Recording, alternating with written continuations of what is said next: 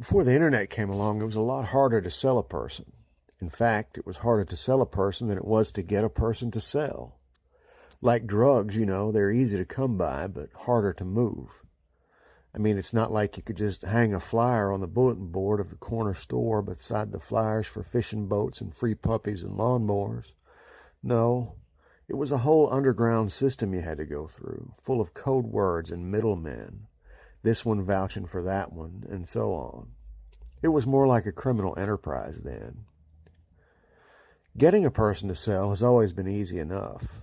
They're free, you just have to know where to look. Bus stations are a good place to start. Try to listen for foreign accents. Listen for lostness or the ache of burning veins. You can hear them if you really know what to listen for. Just tell them a lie. A little one will do. Then you've got them. They're yours to do with whatever you want. Of course, you'll have to put them somewhere. A cut-rate motel will do fine. The kind of place where nobody asks questions. They'll stay if you tell them to. It's easy to scare immigrants and little kids. It's easy as pie. Sell them out by the hour for $150 to $200. Easy money. But then came the hard part. You had to find someone to sell them to. Now you're talking legwork. Now you're talking getting your hands dirty. Now you're talking something like a real job, not the turnkey business you'd hoped this would be. Then along came the internet and the whole game changed. Now you had a public forum and a viable avenue to move your goods. It's free, so that cuts down on your overhead. And it's anonymous, so you don't have to get your own life dirtied up by your business. And it's just business anyway, like the mafia, It's nothing personal. The internet was your silent fourth-party pimp that didn't even take a cut of the profits.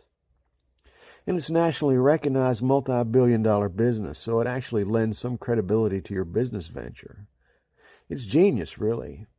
Customer A wants to sell a toaster. Customer B wants to sell a person. It's tailor-made for businesses like yours. You just sit back and let the money roll in.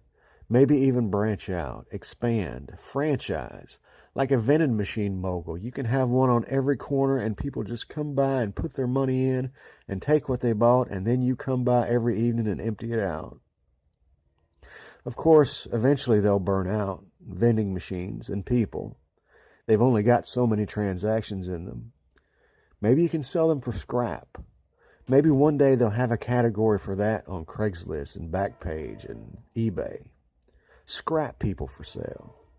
You could sell them by the pound, in bulk.